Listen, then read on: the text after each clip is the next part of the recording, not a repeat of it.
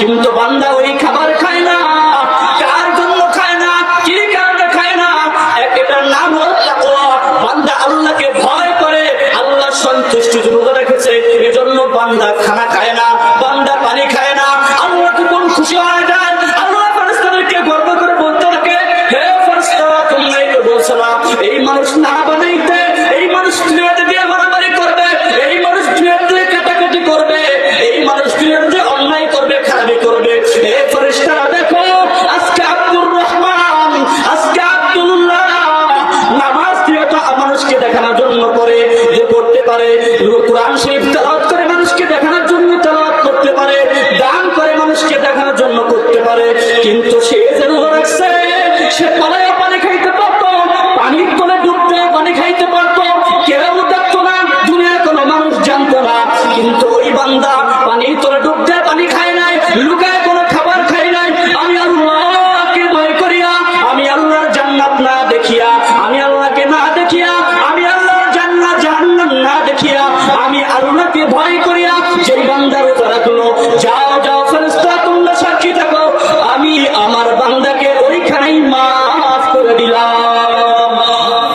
ইফতারের সামনে তওবা করতে পারেন আল্লাহ, ইফতারের সময় দোয়া কবুল হয়।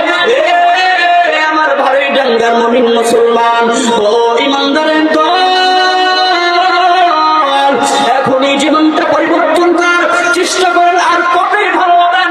ও যুবক, তোমার মতো কত যুবক রিকশা চালায়, 5 ওয়াক্ত নামাজ পড়ে আসে না নাই?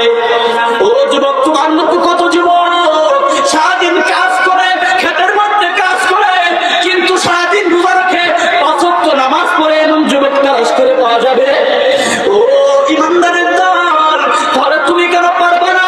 তোমার মতো কত যুবক বাসরিতে পড়ে, স্কুলে পড়ে, জেনারেল লাইনে পড়ে, বিভিন্ন কর্মসূচির চাকরি করে, বিভিন্ন চাকরি করে, বিভিন্ন জায়গায় পড়ায়, বিভিন্ন জায়গায় পড়ে। তারা যদি আল্লাহ তাআলার 5 ওয়াক্ত নামাজ আদায় করতে পারে, রমজানে রোজা রাখতে পারে, তুমি কেন পারবা না?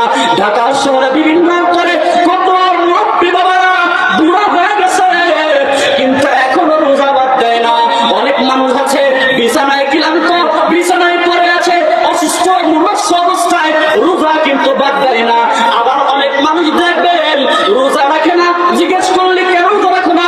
আমার গ্যাসের সমস্যা আছে না নাই? এটাই হলো ঈমানের পরীক্ষা। অনেক মানুষ মুমূর্ষ অবস্থায় পড়ে থাকে, বড় বড় রোগে আক্রান্ত, তাদের উপর রোজা ভাঙা জায়েজ আছে, কিন্তু তার রোজা ভাঙে না, আল্লাহকে ভয় করে। এরা হলো আল্লাহ তাআলার পরিকৃতপক্ষে মুমিন। আবার কত মানুষ আছে কোনো অসুখ নাই, এরকম বড় ভুঁড়ি হয়ে গেছে, কিন্তু রোজা রাখে না। কেন রোজা রাখেন না? আমার গ্যাসের সমস্যা।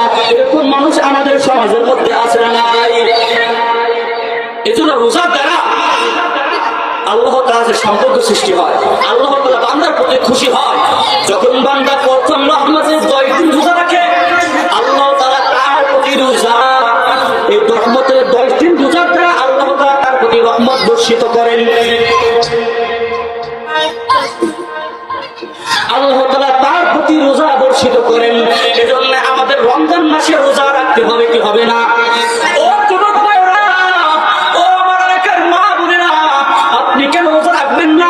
যদি একজন ব্যক্তি মুমূর্ষ থাকা অবস্থায় সে রোজা রাখতে পারে, একজন ব্যক্তি সারাদিন কাজ কাম থাকা অবস্থায়, সারাদিন কাজ করিয়াও তৃষ্ণার্ত অবস্থায় রোজা ভাঙে না, আল্লাহকে ভয় করে সে ব্যক্তি রোজা রাখতে পারে। কত ড্রাইভার গাড়ি চালায় রোজা রাখতে পারে, কত চাকরি করে, সারাদিন চাকরি করার পর রোজা ভাঙে না, কত নামাজ পাঠ দেয় না, নবীর সুন্নাত অনুযায়ী চলতে পারে। তাহলে আপনি কেন পারবেন না? সেও যুবক, আপনিও যুবক, সেও 3 বেলা ভাত খায়, আপনিও খান, তারা আল্লাহ খাওয়ায়, আপনার আল্লাহ খাওয়ায়, তারা পায়, আপনারা পারায়, কিন্তু সে আল্লাহর খানা খাইয়া, আল্লাহর ভাত খাইয়া, সে আল্লাহ তাআলার হুকুম পালন করতেছে, আপনি হুকুম পালন করতেছেন না। তাহলে সে কত বড় ভাগ্যবান, আপনি কত বড় কপাল পোড়া। খুশি হয়েন না, খুশি হয়েন না।